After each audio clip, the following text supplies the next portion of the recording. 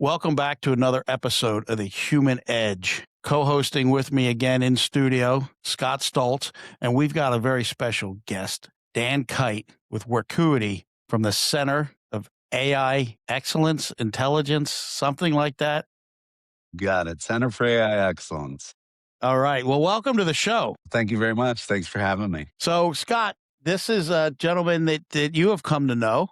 I have. I would say that in the last 3 months, I don't think I've met anybody with as much enthusiasm and excitement around AI as Dan has. And Dan, just to get us rolling right into this episode, and because I know we'll talk a lot of detail around the Center of AI Excellence you've built. But the first thing I wanted to ask you is every time I see you at one of your events and we're talking during and after, your enthusiasm level is so high. So I thought that, I love your energy. I love what you represent and what you're building in the greater Phoenix area. Why is your enthusiasm every time you're either talking about or holding one of these events? Why is it so high? Why is it exploding so much these days? You know what? It's actually really easy. For me, I'm actually a practitioner of AI. It changed how I do everything.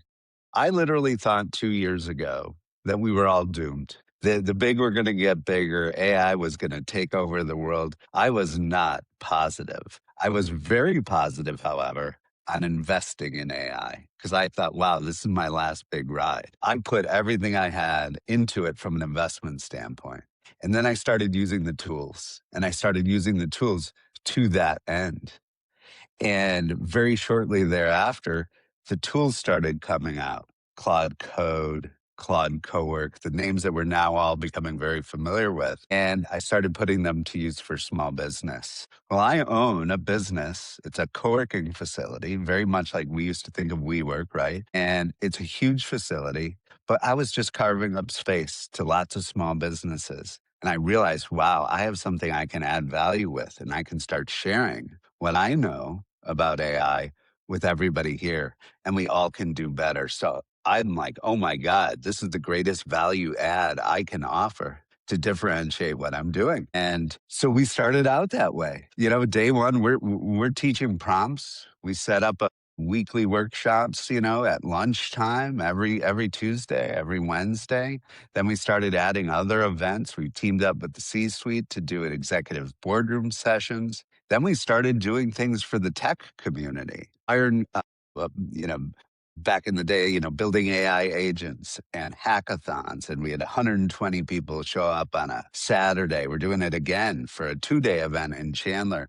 But I just saw how powerful these tools were, and people gravitated to it. And now what we're really doing is building a hub in Phoenix where we're sort of the connective tissue. We're bringing together people who are practicing AI, so the technical guys with the small businesses. And I'm watching it transform people. I'm watching it transform businesses, people who were not technical. And that's exciting to me. It kind of gave me, in essence, another lease on life, really another lease for my business, because I finally had something that I could offer that went way beyond just putting people in a space. And it's working. And when something's working and you're using it, I'm a heavy user. What I am doing on a day-to-day basis, I'm blown away. There are a lot of us that have become vampires. We are so excited about what we can get out of AI every time we sit down in our computer that we just can't stop, because you can build a website.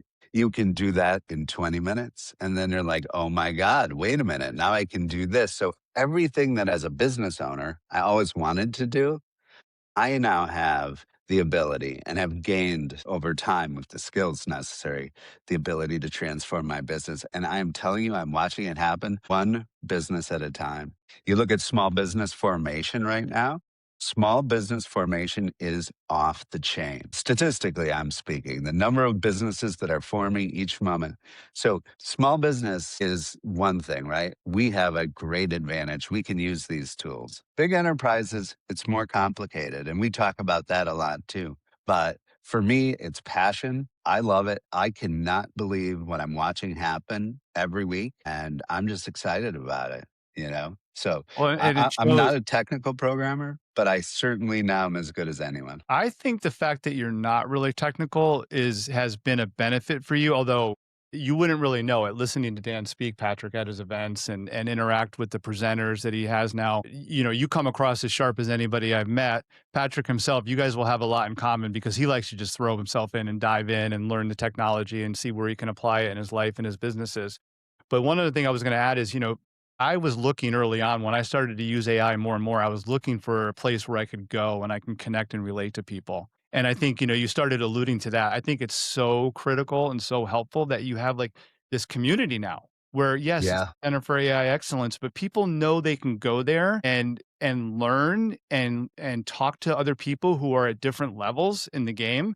Because sometimes when you're at work or sometimes you're in a business or your job, you have responsibilities. You have to already be at a certain level, or you have to interact only with those that are supposed to be your peer level or higher. But with what Dan's doing in Phoenix and the community you've built, there really is something for everybody.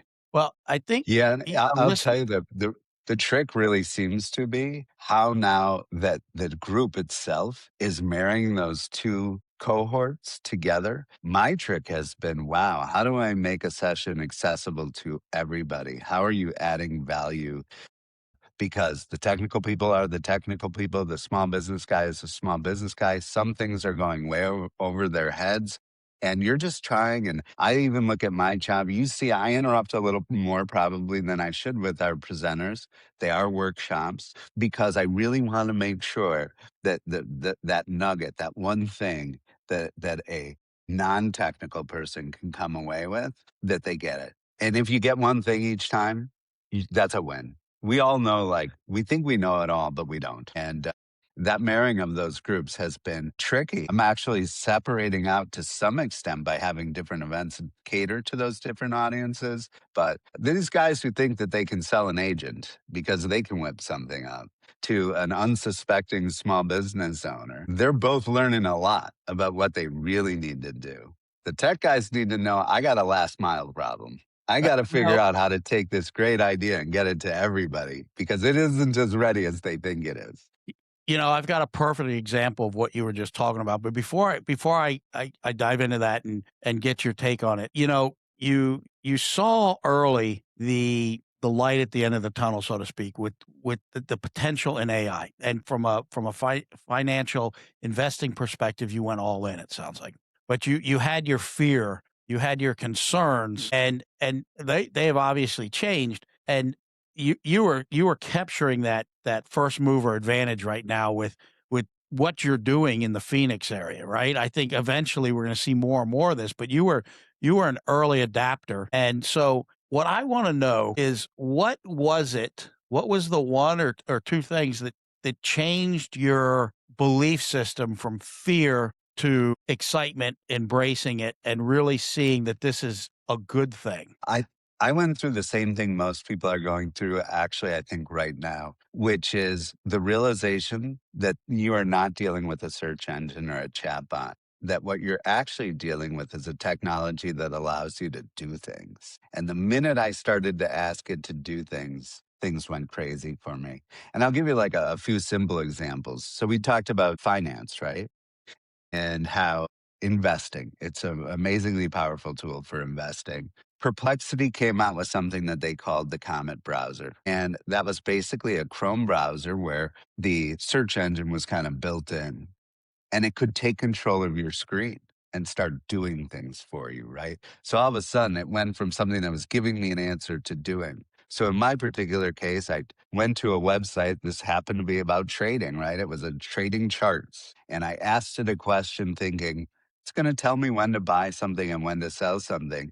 But then my screen went blue and it took over my screen and it changed my chart on TradingView and reorganized the whole thing. That was a wow moment for me because it was doing work for me, right? And then I had many of those. Claude Cowork came out and that changed everything.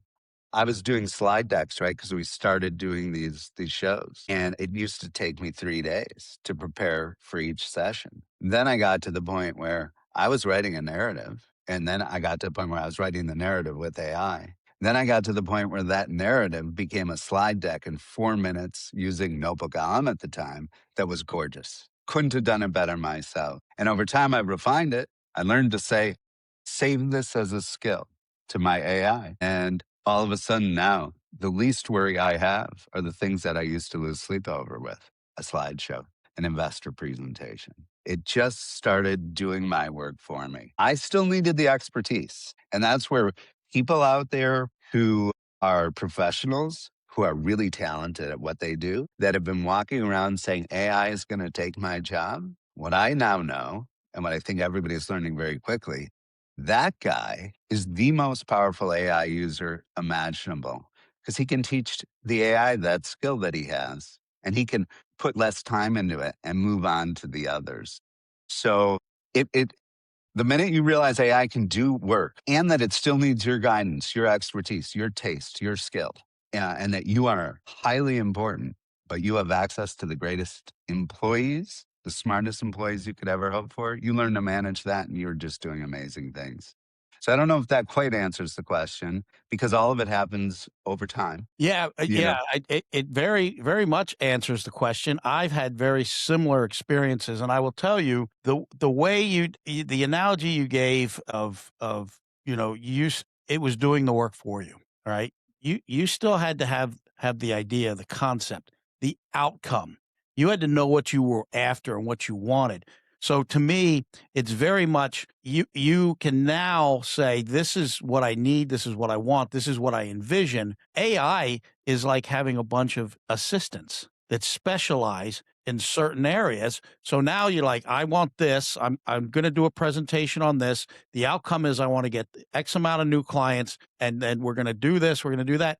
And then all the presentation material, the PowerPoint, all of that, you have it being built for you by AI. But it doesn't right? eliminate, it's not gonna do that without you putting it on that course. Yes, absolutely. And now when I do something, everything that I do looks and feels like me, right? So I've learned that I can teach AI that. And we spend a lot of sessions early on. How do we get it to speak in our voice? How do we get it graphically to look like what we want? And then when I go to say create Instagram or Facebook posts, I can take a video that's 3 hours long and I can tell my AI, I need 5 clips to choose from this session that are a minute and a half or less for this purpose. It will produce the clip. It looks and feels like me. It has my graphics on there. I no longer have to put this graphic here, put this here, make this text. I don't have to do that anymore. But I needed to know exactly what I wanted. And I even, I gave, for example, in this case of creating social media content, I said, here's a Google video that I saw from Google.io of how they were doing their short. I love that angle. I love the format that he has. Now we need to apply our brand standards to use our video. And I am telling you, it took me 2 or 3 shots to get exactly what I wanted. So as a small business guy, I was able to just do that. I couldn't have afforded, by the way, to have a production staff. I wasn't replacing a human being. I was now enabled to do, as a small business guy, as a guy with a marketing background, as a guy who has that interest, I was able to have it do it. I don't need that hire to do that. That's the beauty for small business. A small business owner that adopts this technology, and it's not that hard. It's not truly that hard, but you need to understand the concept. So people are coming to Workuity because they want the concepts. I can teach people how to tell a particular LLM to remember what to do, so it does it over again. I can build on those things. If I give people the concepts, they're adopting. I was scared to death after 6 weeks of doing this. The people who are coming to my sessions, and they're only an hour and a half. This is lunch. This is lunch at our place, right? They came back and they were doing such advanced stuff. So I was like, oh my God, what am I going to do? These people are getting really advanced. I can't just teach them how to prompt anymore. I need to teach them this. I need to teach them that. And it has become almost like I have to tell them what tools are available, because now it's more natural and they're moving fast. It's a bewilderment. The amazing part, and the part that you guys focus on a lot, or that I've heard you guys focus on, that really moves me is now, how do you get enterprises to adopt this technology? How do you get them to do it safely? They have real concerns and they're very valid. For me, the small business guy has a cheat code, and we have a period of time where the bright individual with the bright idea or a great existing business that he knows forwards and backwards, he can do amazing things. But I'm hearing the suffering in the voice of the enterprises as they're trying to get this in there and their concerns over data and everything else. So for me, I have a little bit of an advantage. I'm at the part of the market where people can move and they can move fast and first. And I'm determined to make it be the people who work with me. And frankly, each of my facilities has 60 offices, right? I need to keep them filled. Well, I was carving up space and I had competition. And what are you adding? I give a beautiful lobby. I give great meeting rooms. But if I can make them do better, and they're doing better because they're working here, that is the coolest thing. How cool is that, right? I mean, you guys remember WeWork back in the day, right? All Yeah. the razzmadazzs. We all bought into it, the gig economy. And there was an aspect to it that was very true when they started before they got big. I bought into that. We were a social network of a place. And after a while, when it became a space, I'm like, what am I doing? This is boring. This is really just carving up space, and I have no interest in it anymore. But now I get to watch people do amazing things, and not everybody's doing it, but it is accessible to them. And it's crazy. Do It's you do crazy. you do you guys see either one of you really, and I would love to hear more interaction with you two as the business owners that you are. Do you think it's realistic, or what I see going on and what you're describing that goes on at the Workuities in the valley there, Dan, can that go on in the workplace to a degree with not just, say 30 clients who are sharing space in your building, but it's one company, one business. And yeah, everybody's in a different department or on a different team, but can you see people fostering that kind of energy and activity in the workplace that you've Yeah. built in your Yeah, so actually, I think the initial key to adoption in these big organizations is actually getting the adoption at all the different levels. Patch, I think we talked about this, Scott, before we were on air, right? For a second. My brother's the head of AI at a public company right now. And he was trying so hard to break through the barriers to get AI adoption up. His goal, though, was to use AI to make the business better. And he was thinking about it that way. And I said to him, I said, Larry, his name's Larry. I said, you need to go to the CEO of the company. You need to open Chrome in a browser. It's right there. Everybody's got Chrome. It says Ask Gemini at the upper right hand corner. Go to one of his properties website and ask it to analyze the SEO optimization or the marketing effectiveness of that website and let him see what comes back. And all of a sudden, the CEO looks at it and he says, oh my God, I got to talk to our marketing guy. My SEO is not good. I'm not ranking well. And get him adopted properly. And then you go to the CFO of a company and you say, I need you to install Claude into your Excel. And I need you to start talking to it.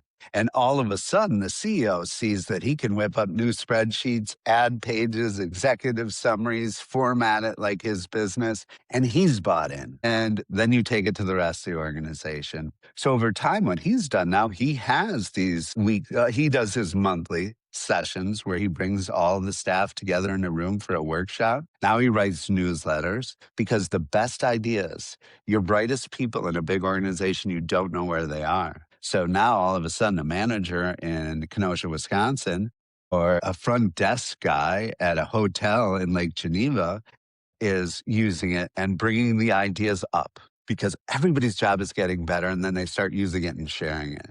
So at least you start out by getting your organization bought in and realizing this is not about affecting my job.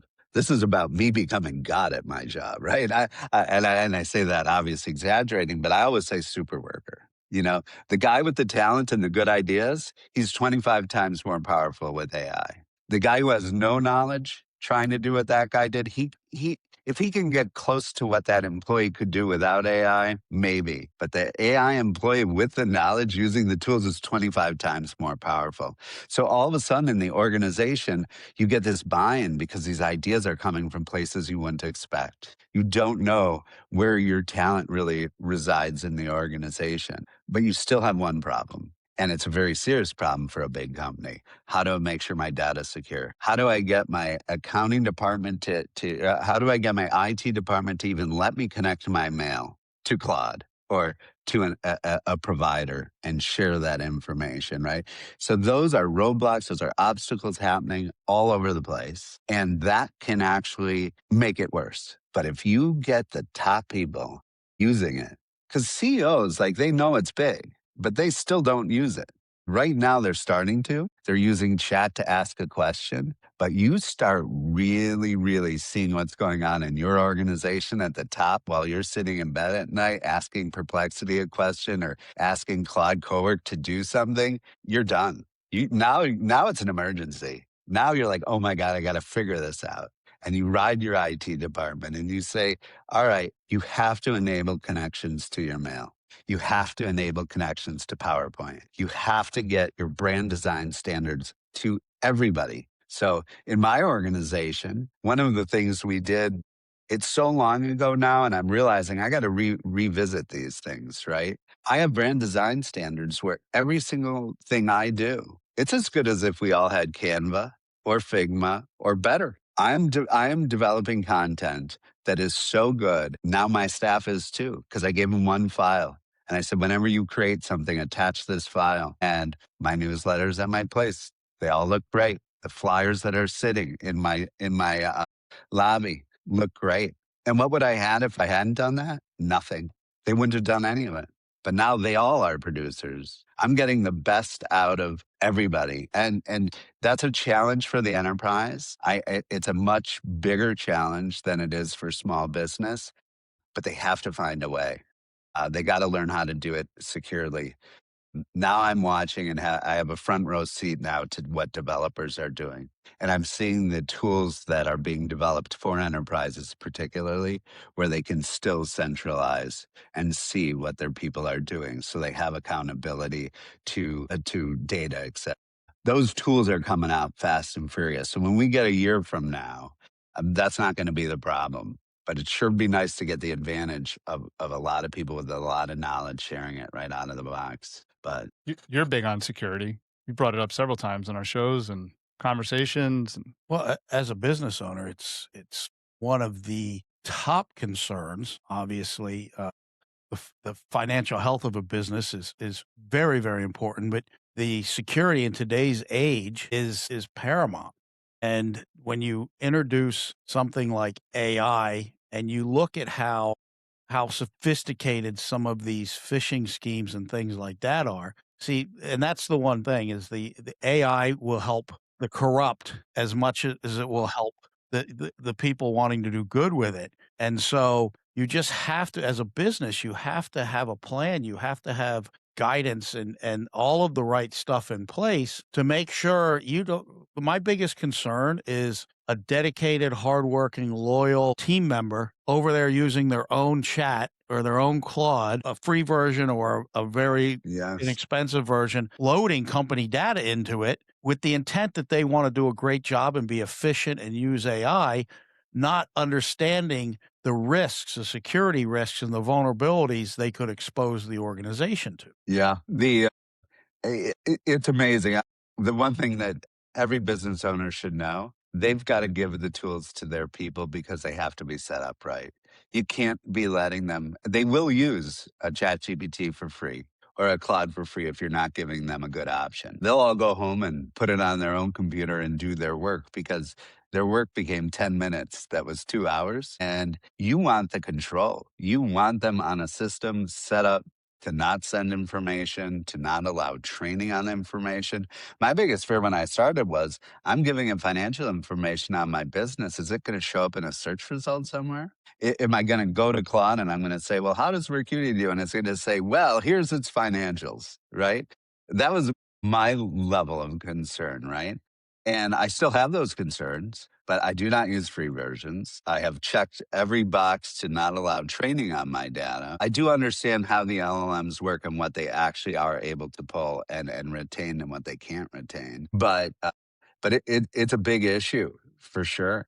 But I think that's why you're going to see a lot of models where people are hosting models on their own data centers. You're going to see a lot. But the minute your results show up in the public, that company's done. The minute Claude or anybody's exposing corporate secrets, plans, documents, that company, they're done. So they do take it relatively seriously, but there's a lot of issues there. Dan, That's do you probably think why some small businesses have a great advantage right now. It's frankly we don't have a lot that is life and death. We don't have healthcare records. We don't have models necessarily that are completely different. But God knows what I've figured out how to do my social media. They've figured out at least what the processes I'm going through, and they're going to make it better. I have no doubt. Well, that's Scott and I were talking just the other day on obviously there's some advantages the smaller you are because you can be agile. Right? And that's a David and Goliath type concept. But I do believe what you just spoke to, the real advantage right now is for the solopreneur, the small business owner, those small organizations because they can utilize it to scale, whether scale is growth or scale is just being more efficient within their organization and being able to be more aggressive in dealing with competitors and being quicker to respond, that's where the advantage comes in for them. They don't have the constraints of a larger organization, as you just said. They don't have the concerns, the risks, and any risks they do have is more confined and smaller. So they can really use this to take a single person operation to maybe a dozen people and 10x it with what But they at can do least, because now they've got their own marketing department, right? They've got they've yeah. got their own legal department. They got all these things that can make them work quicker, smarter, and just be so much more efficient and go quicker to market against their competition. Yeah, Patrick, I one of my favorite experiences recently. This was probably 3 months ago. Maybe we were a month and a half into it, and I thought I was doing great. I thought, oh my god, I'm sitting here using these tools. I get on an airplane, I sit down. I've got a transatlantic flight. I look next to me, and there's this woman. She couldn't have been 35. And I noticed, and this is a bit technical, but I noticed she had Claude Code on her computer and she had 4 instances open at the same time. And I thought, wow, I'm sitting next to a developer of OpenAI or like somebody who works for a huge company. She's an engineer, she's something. Struck up a conversation with her. Turns out she runs a trade organization. She does newsletters and organizes events, and she's a one-person shop. And she is blowing out newsletters. She's blowing out communications, lead generation. She put me to shame. And we talked the whole way. And here's this woman who just happened to be a really early adopter running a one-person show that has 1,200 clients going back and forth. And it was the first time where I've really seen that because you see on X frankly, the baloney. I started $1 million company with one person, and here's how you do it. Let me share it with you. DM me. Which I don't believe any of it, to be honest with you. Like, they're salespeople too. But I watched this person doing it. I'm like, oh my God, I found one. She's putting me to shame. I got to get going, right? What do I got to do? But it was amazing. A one person shop doing work that would have been others. And we were talking, and it was the same situation she had as me. The last thing we wanted to do was to hire and manage people. So we were doing everything we could to utilize tools, to add things that we could do without the need to build and manage people and as a small business, we don't have these disciplines everywhere. We don't have to fight a marketing department and an accounting department and an IT department. But with that capability, I could not believe what I was watching. And frankly, now I think if I sat down next to me, if somebody sat down next to me and they were looking at what I was doing, they'd be like, that's crazy. I have no interest in a big organization. I don't have that desire anymore. I'm at a point in my career where I've already done that. I've done that 8 times. And this is just so much better. It's just so much better. he was with that example, Patrick, from the plane, validating what you were saying about the scalability. or whether you're individual solopreneur or very small shop. One of the things, Dan, that I came away from last week's event, and Patrick and I talked about it, was I've been feeling like this is going to take longer than I thought.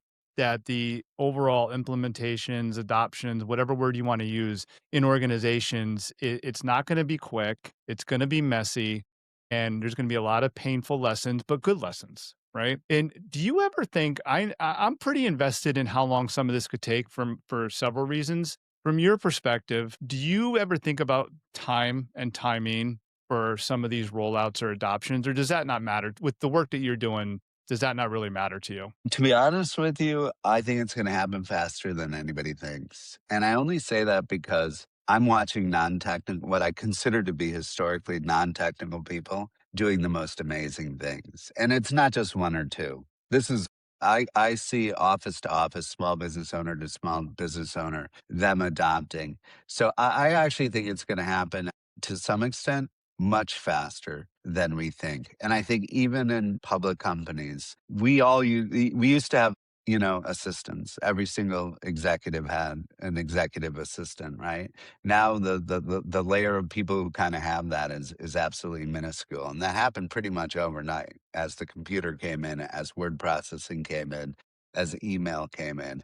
I think this is more powerful than that. So I think the real the only thing that can slow it down is institutional inability to bring it into their environment in a manner that they deem safe, because it's going to come from the individuals whether you like it or not. You just look at the tech companies. A year ago, coders were coding. Now you go to, and all of them, you talk to Salesforce, you talk to Anthropic, you talk to them, and you're in an area where the technology was built for, right? So coding, it was built for, right? Now it's being repurposed for knowledge work and it's being built that way. Well, that changed those organizations really, really fast, and their trust in it changed. And I think that's going to happen everywhere. I actually fear for the industries where there are forces at work to slow it down. If you look at movie theater production, for example, so my family's in the movie business, and I'm so excited because I believe that we're going to start to see a lot of small movies produced by groups of five that get distribution, right? And they're going to save the industry because they're going to come out with hero stories where the heroes, we've deconstructed our heroes in this world, right? But people write hero stories, and they're going to be able to do pre-production where you're going to be able to see the whole movie before you even turn on the camera. It's going to bring the costs down. But what the fear is that because of the fear in the industry, because of the power of the unions in the industry, it's going to take a while to crack that. But even there, that's not so true. You look at this year, we've had two of the biggest movies out came from a YouTuber. I think it was called Obsession or something like that. And another guy who they made the movie. They took it to a film festival. They sold it for 15 million, and then it did 200 million in the theaters. And at the same time, all Universal can come out with this big machine is Supergirl, the biggest bomb, in recorded history for DC. And my fear would be that it doesn't happen soon enough because of certain forces. But even in that industry, AI is coming in. And I believe personally for the better. And there's a dislocation period. And sometimes I think people think I'm insensitive to the idea that there is a dislocation. There will be changes. We aren't going to have Uber drivers in 4 years. My Tesla drives itself. Period. End of story. And I've been on that ride since 2017. And it's only in the last 6 months where you say it is better than me, or I can't see perfectly. I had to have my glass on. My Tesla has 8 eyes. It is driving like me today. But Uber drivers in the last technological revolution, they didn't exist until the mobile phone, until the network effects, right? And you polled Uber drivers, only 6% of them like their job. So what we need is more jobs, new jobs, and AI is going to create a lot of them. And so I don't want to be insensitive to the idea that, yes, there's a dislocation. The Uber driver is going to have to do something else. But I also believe historically, small business has accounted for like 85% of jobs in America. So what we are going to have here as small business booms, as small business formation is off the hook, we are going to see small businesses be the engine again. And frankly, we've been crushed. Small business has spent 10 years consistently being devastated, absolutely devastated, whether it be from COVID or whatever the things are. We are in for a boom. So I'm not insensitive to the dislocation, but the speed of this is going to be incredibly fast and I believe incredibly positive. So I Well, don't know if that answers your question, but so I actually think it's going to happen faster. And I'm seeing some of the tools that our AI folks are developing here in Phoenix that are enabling safe AI coming into the enterprise. Everybody's aware of the issue. How do we get AI into these companies safely, monitoring? How do we limit the tool use, but give access to every single person in an organization? In a year, it's going to be in your Slack channel. You're going to be communicating on your Slack channel in a fully monitored way by your enterprise using these tools. It's going to be watched. It's going to have guardrails on it. It's going to be on premise. It's going to be off premise. So I do not believe that it's going to be as slow or take longer. It's going to be slow. What do they call it? Everything then all at once. Because the tools are coming that are going to enable this because it's the biggest problem and they all know it. We are not dealing with a problem people don't know. So I say buckle up because just like it's hitting small business today in this way, big business, when they figure it out, and they're going to just be a couple companies developing those products and tools that don't care what model you're using, that do have guardrails, that are where everybody in an organization can access them and access the skill of the organization in one place. And I love the amount of jobs that are going to be created and actually the people who are creating the skills and the management tools and taking company knowledge and really packaging them up into, in essence, a little mini brain or a little skill, if you will. They call it a skill, obviously, if you're dealing with cloud or whatever. So I believe it's going to happen all at once and it's going to be shocking and it's going to set off a productivity boom. And I was a doomer. Scott, we've talked about this before. I was a doomer. I'm not anymore. Patrick was never a doomer. I was never a doomer. I've always and I still am aware of the potential harm, but I'm that way with just about anything. I always Yeah, believe you should be prepared for something to come through the door at any time. I believe when you're out in public, you should always know the exits and not the traditional exits. That's just how I think. When it comes to AI, I see the tremendous upside. You're talking about film. I believe that this is going to allow so many talented people that have no other resource to get their film produced, to get their creativity out there because they don't have the connections, they don't have the capital and the other resources needed. They are now going to be the ones that people see and hear because of these tools. I also know, just right. like we talked about from the perspective of fraud and things of that nature, it can be Terrible. used for harm as well. So Terrible. it's but that's true of anything. That's true of anything. I mean, we have free will. Free will can be used for good. It can be used for bad. Any tool, anything out there, no different. And you just have to, you just have to be smart and aware. But I've always I seen the wish upside. I wish the AI companies would rethink how they're positioning and selling this. And unfortunately, too many of them, I think, do think they're creating a little mini God. They really do have this sort of complex. Like the cybersecurity issue is so real, right? Now we have a technology that's just a smarter computer than was ever had before. So of course, if you take it and you put it in a sandbox and you say, find me every vulnerability of this software that exists out there, of course, it's going to find the vulnerability. You've never had as smart of a cyber attacker as possible, but you've also had never had the ability to identify all those issues and fix them as you have now.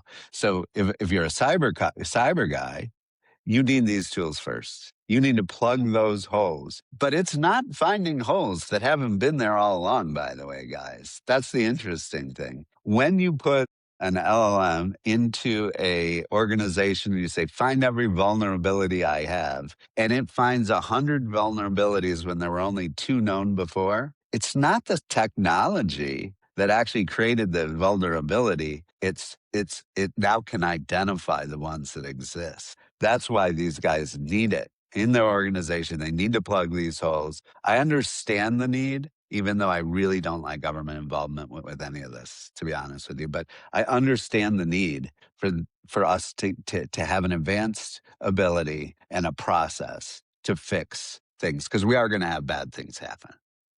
We are going to have the scams I get in my email are tremendous. I almost want to write them and say, this is such a beautiful scam. Tell me how you did it. Dan, what and I'm thinking of Patrick in a way when I see this. Or when I think this. So we're fortunate. I'm fortunate that I can go to the AI Exchange events that you hold. I've known Patrick for several years. I mean, really, we're sitting here today because I knew of his enthusiasm for AI. What about the people, other than individual agency and accountability, which we should all be carrying? I feel like I have good influences around me, you two being right at the forefront.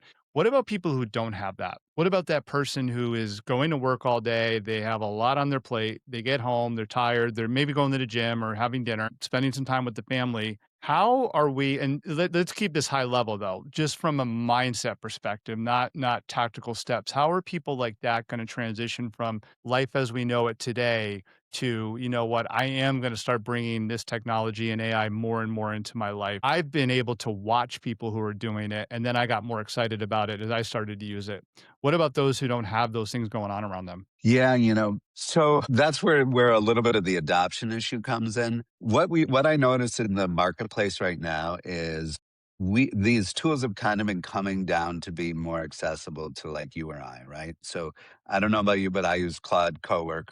ChatGPT just created kind of an everything app that's bringing the coders together with the workers in what they call ChatGPT Work. Just happened this week. Those tools, the ability are coming directly into your browser too, and into your Gmail and into your Google. So while we look at it and we say Google's behind, because as a bleeding edge user, as a knowledge worker, we're using the other tools, what's really happening a little bit slowly behind the scenes, those are coming into the regular tools. So that guy will all of a sudden realize that chat GPT that he's been doing, he now asked it to do something for him and it did it. Or he had all of his health records because he went to the doctor and he asked for an analysis and it gave him an analysis and it said, would you like me to find you an expert in the area in this? It's being infused all the way down. They call it diffusion, right? It's how a technology which starts out accessible to a few ends up accessible to all.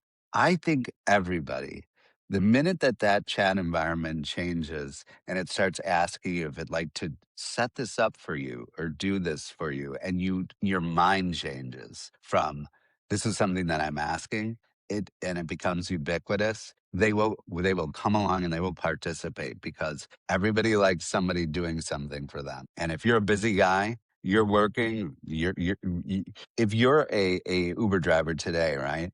And you ask your chat client, how do I better maximize my revenue as a driver? And it gives you this great advice. And then it asks you again, would you like me to give you a route to go over here? Because this is where you're going to be best served. Those are little things, but they're going to add up. These clients are getting into everything. They're going to start drafting your emails even when you're not asking it to draft the email response. It's going to start making your life easier. And that's what happens. Then you start asking it to do more. That's what happened for me, right?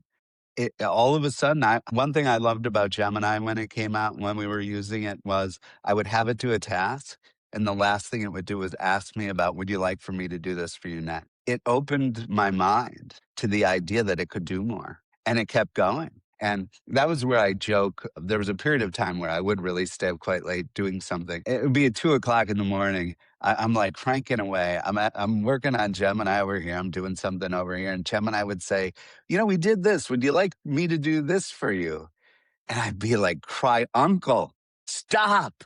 But yes, go ahead. Because it was offering that up. So that's what we call diffusion. It's going to get down to everyone. One of the coolest things about this technology is how quickly it will diffuse because the infrastructure's there, right? We already are online. If you remember when e-commerce started and Amazon started and there were all these stores, people didn't adopt that quickly because it was slow. You were on a slow modem. The experience was lousy. This technology does not have that problem right now. It's being diffused all the way. So the only advice I would say is ask it to do something for you. Don't ask it a question and see what happens. You make that break. It's like for me. I can't stop adding projects. I'm like, yeah, I want a newsletter and I want it to go out every week to all my people. Sure, I'd like that. All of a sudden, the newsletter looks great. It's in my format. It's got all my content, all the things that I'm working on that week. So yeah, of course. I think that's what happens. That's my optimistic side of it as far as diffusion. So I think, Scott, if you think about when we met and where AI was at the time, and you think about where it is today and where you are today, that speed's a lot faster than you thought. It was a lot faster than I thought anyway. And I think that's what's going to happen. I think it's going to be lightning crazy fast. You just said something there that I want to repeat in case our listeners missed it.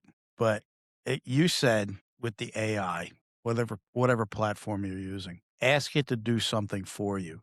Don't ask it a question. And I think that's a huge takeaway for people that are newer to AI, because once they see what it can do for them versus asking it questions, trivia, or whatever it is, that is the game changer. Right?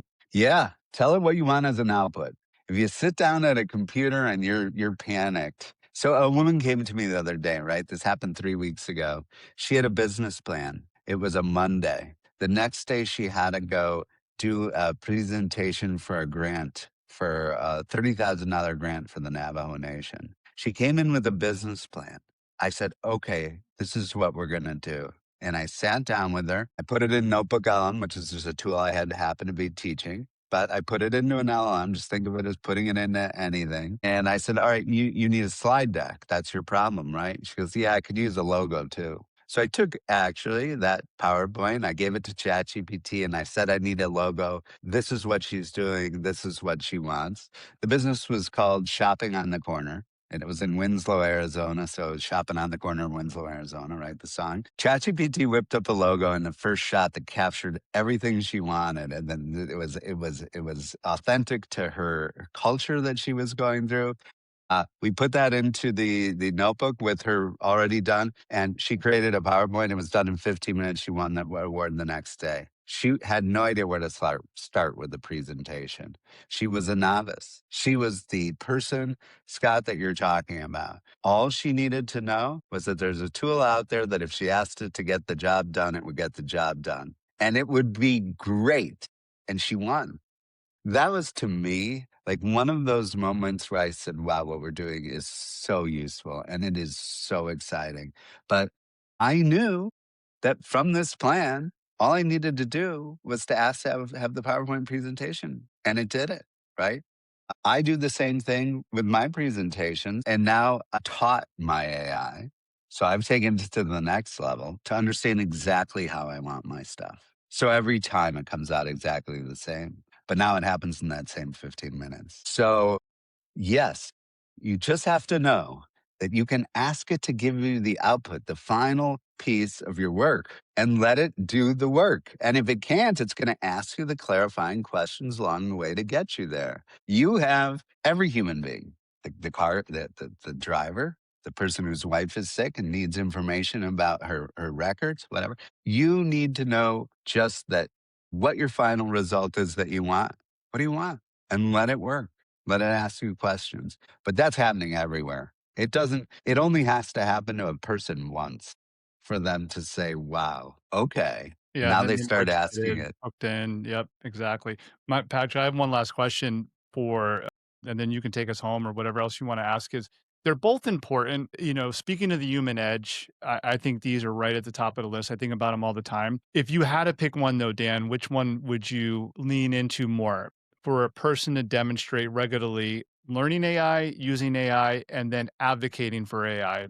Judgment or communication? Judgment in, here's what I need to ask of or tell AI to do, and then judgment to evaluate results, or the ability to communicate those results with others around you, because that ultimately in a lot of cases anyway, would help you in your job, your business, with your customers, with your coworkers, with your management.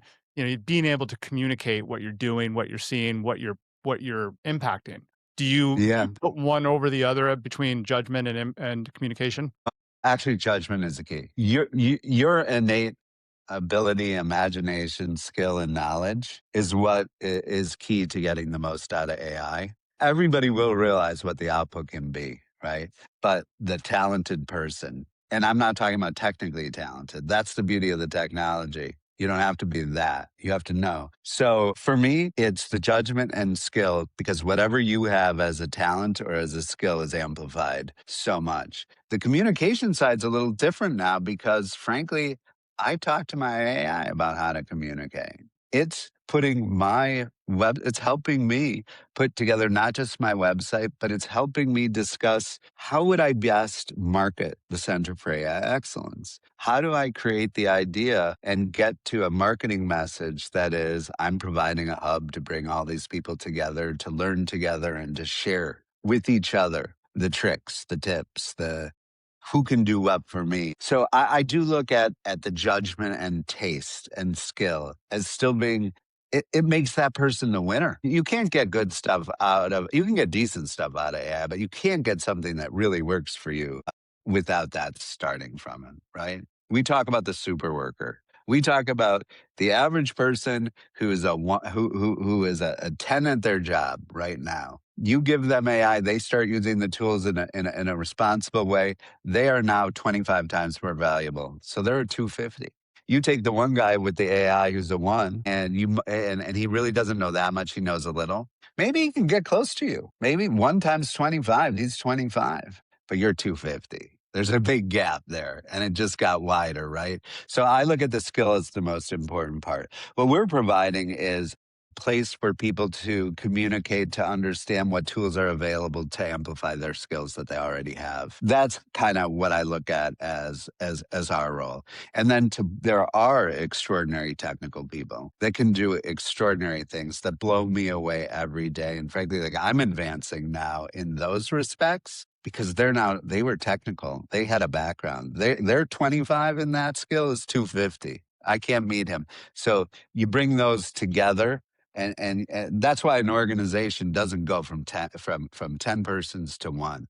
It's a lot easier to build an organization with one powerful purpose, adding 10 more additional people than it is the other way around. Somebody on LinkedIn sent me a note when I was talking about the super worker yesterday, and they said, "Yeah, I'm now a one person organization down from 10, and I'm overwhelmed." Well, that organization didn't save those skills of the people they let go. And that one person is just a tech guy trying to do the best he can. Your organization just needs to harness every skill and every bit of knowledge that every employee has and free up that employee to do more. I don't believe that these companies are going to shrink in size. These big companies are not shrinking, but they're going to get a lot more done. And it's going to be amazing. Dan, as we wrap up here, you've been fantastic, by the way. I love your insight, and I've heard a lot about you from Scott, and very impressed. Love to come by the Center for AI Excellence. But Scott, we run these every week. We welcome everybody. It is not we do not charge for them. We are bringing together the community and creating a place where AI users and AI people who want to know more, people who are developing, we're bringing them together, and that's really where we started and where we're going to go. And we recently decided we're not going to even begin charging for it. We're adding different things into it, but I want people here. I think this is the most exciting time. All of us have to come together. All of us have to, I have other people coming in to present because they're doing things I can't. I used to do all these. Now, if I do one a month, that would be the best outcome for me because I want people in I'm getting something out of. But when you come in for one of our events, we ask you to stay the day. Work in our space. And the coolest thing to watch is when an event ends, people are out there, sitting at desks, working around together. They're staying for the day and they're just talking to each other. They're helping each other. They're hiring each other. We're taking advantage. And It's been the joy of my life, absolute joy of my life. I can't even tell you how much I get out of it. So, Dan, a Center for AI Excellence is in Phoenix area, right? How does somebody Yep. find? So just go to workuity.com, WRKUITY.com. Click on Center for AI Excellence. You can see all of our events. Right now, you can even see the past events. I have it where it's recorded. You can press play. The slide deck will play right along with it. You'll get a chance to hear. But there's nothing like being in the room. So we invite people. Tuesdays at Billboard, Wednesdays in Chandler. Come out, learn. That's it. Daniel Kite on LinkedIn. Check it out, everyone. So, the Daniel Kite on LinkedIn, Center for AI Excellence. Check them out. If you're in the area, stop in, check out one of their events. It is something I am putting on my list to make happen sooner rather than later. Dan, really enjoyed having you on the show. Thank you so much for your insight and all that you're doing to help people acclimate to AI. Well, With that thank said, you. yeah, thank you. With that said, if you enjoy the show, love for you to like it, share it. Love feedback and comments. Thank you very much. That is the greatest, I guess, greatest thing you could give us is endorsing the show. With that Well, said, let me do this for you. Let me tell you, please, I was listening to the Human Edge on my way over, and I will say you guys are on to the right thing because, like we were discussing this whole time, the human still is the most important, and the Human Edge right now involves adopting AI. But you guys are doing the right thing too. We are driving home a message that the humans is equally as important as it ever would. We're not being replaced. But man, we are being supercharged. So thank you for doing what you're doing too. well, thank you for that. And I can't close us out any better than that. So until next time, stay connected.